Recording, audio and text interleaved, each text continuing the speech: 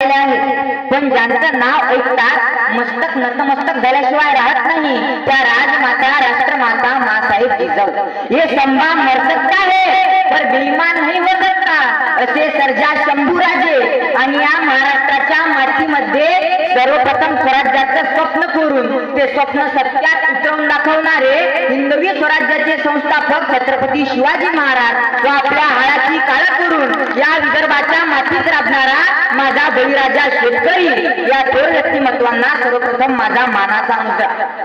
अध्यक्ष महोदय, या जगाच्या पाठीवर अनेक राजे आले आणि त्यांच्या कारकिर्दीनंतर काळाच्या पडद्या आड गेले, पण छत्रपती शिवाजी महाराज हे प्रथम राजा आहेत की जे काळाच्या पडद्या आड जाऊन सुद्धा अजूनही लोकांच्या मनामनातून जाऊ शकले नाहीत। आणि अशाच राजाची किमया आपल्याला त्यांच्या जयंतीवरून जाणून घेणं खूप महत्वाचं आहे। म्हणून रुद्रावतार ग्रुप आयोजित वक्तृत्व स्पर्धेमध्ये मी रुद्र भागवतराव इयत्ता 8वीतील विद्यार्थी तुमच्या समोर विषय मांडतो।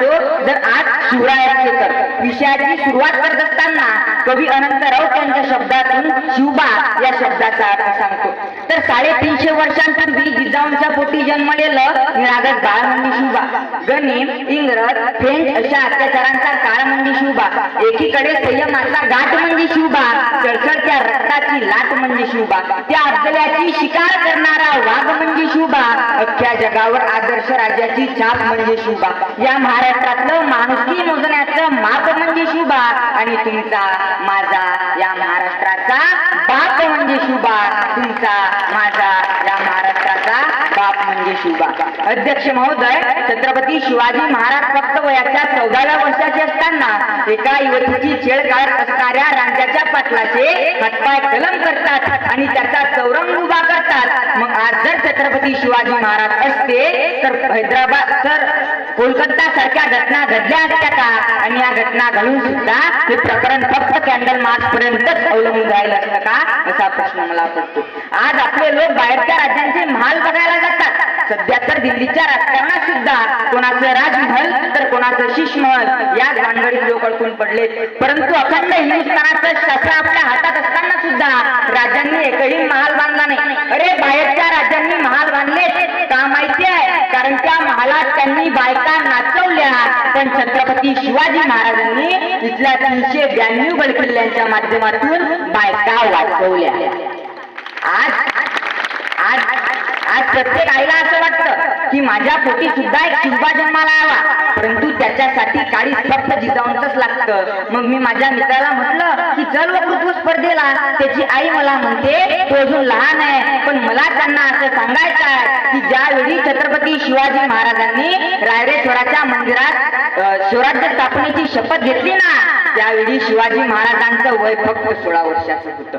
आजच्या काळातील स्त्रियांना लाडकी बहीण योजना, बस भाड्यामध्ये 50% सूट यासारख्या अनेक योजनांचा लाभ मिळत आहे, परंतु माझ्या राज्यातील स्त्रियांना एकही योजना नव्हती आणि 30% आरक्षणही नव्हते। पण माझ्या राज्याच्या काळातील स्त्रियांना 30% आरक्षण नसून अवघं 100% संरक्षण मात्र नक्कीच दिलं जातं। मग आज जर छत्रपती शिवाजी महाराज असते तर बांगलादेशमध्ये हिंदूंवर अत्याचार झाला असता का? काय जबर वचक असेल त्यावेळी माझ्या राज्याचे की फक्त शिवाजी महाराजांच्या भीतीने त्या औरंगाबादसारख्या क्रूर राजाने आग्र्याच्या सैन्य ताफ्यात अतिरिक्त 6 लाखाची सैन्य भरती करून घेतली होती। मग आज शिवाजी महाराज असते तर बांगलादेश आणि पाकिस्तान सारखे भिकारी देश आणि चीन सारख्या कपटी देशाने आपल्या भारत देशाकडे वाकड्या नजरेने पाहिलं असतं का? असा प्रसंग आपल्यावर कधीच येऊ नये यासाठी माझा आजच्या युवक वर्गाला सांगायचं आहे की दिवस रात्र पबजी सारख्या खेळामध्ये व्यस्त असण्यापेक्षा आपल्या मातीतले खेळ खेळा, जेणेकरून तुम्ही सुद्धा तुमच्या क्षेत्रातले छत्रपती बनू शकाल।